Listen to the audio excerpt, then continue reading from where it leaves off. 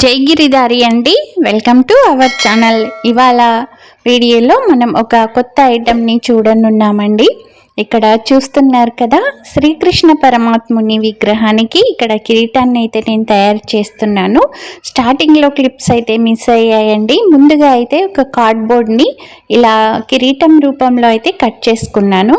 ఆ తర్వాత దీనికి అవుట్లైన్గా వచ్చేసి పల్స్, మామూలుగా గోల్డెన్ కలర్లో ఉన్నటువంటి పల్స్ అంతటిని కూడా అవుట్లైన్ చేసేసుకొని, ఆ తర్వాత ఇలా రా మెటీరియల్ స్టోన్స్, మనకి కృష్ణ పరమాత్మునికి బ్లూ కలర్ అంటే చాలా ఇష్టం కదండి, అవి బేస్డ్గా చేసుకొని ఇలా స్టోన్స్ అనేవి ఇంకా అతికించేస్తున్నానండి. మిడిల్లో వచ్చేసి అంటే మనకి నెమలి పింఛం టైప్లో ఈ కిరీటాన్ని అయితే తయారు చేయటం జరుగుతుంది.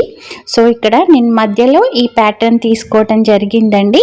ఇది చేయటానికి నాకు చాలా టైమే పట్టింది. మీకు ఈ వీడియోనంతా కూడా చాలా షార్ట్లో చేసి చూపిస్తున్నాను. అంటే ఎన్నో డేస్ నుంచి అనుకుంటున్నానండి, కృష్ణ పరమాత్మునికి కిరీటం నా చేతులతో తయారు చేసుకుందామని, అంటే విగ్రహానికి. చాలా రోజులకి ఇప్పుడైతే ఇంకా కుదిరిందండి. ఈ బ్లూ కలర్ స్టోన్స్ వచ్చేసి చాలా అంటే చాలా బ్యూటిఫుల్గా కనిపిస్తున్నాయండి. నేను మధ్య మధ్యలో కొన్ని క్లిప్స్ మిస్ చేశాను, ఎందుకంటే వేరే మెటీరియల్ కూడా ఇక్కడ పెట్టి చూసాను. అవి సెట్ అవ్వకపోతే అవి తీసేసి మళ్ళీ చేయటం జరిగిందండి. ఇది చేయటానికి అంతా నాకు 6-7 అవర్స్ అయితే పట్టింది.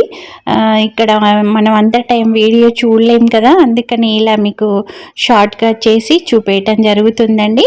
ఈ గోల్డెన్ కలర్ మొత్తం అంటే గోల్డెన్ కలర్ స్టోన్స్తో ఇంకా గోల్డెన్ కలర్ పల్స్తోనే చేద్దామని నేను స్టార్టింగ్లో అయితే అనుకున్నాను.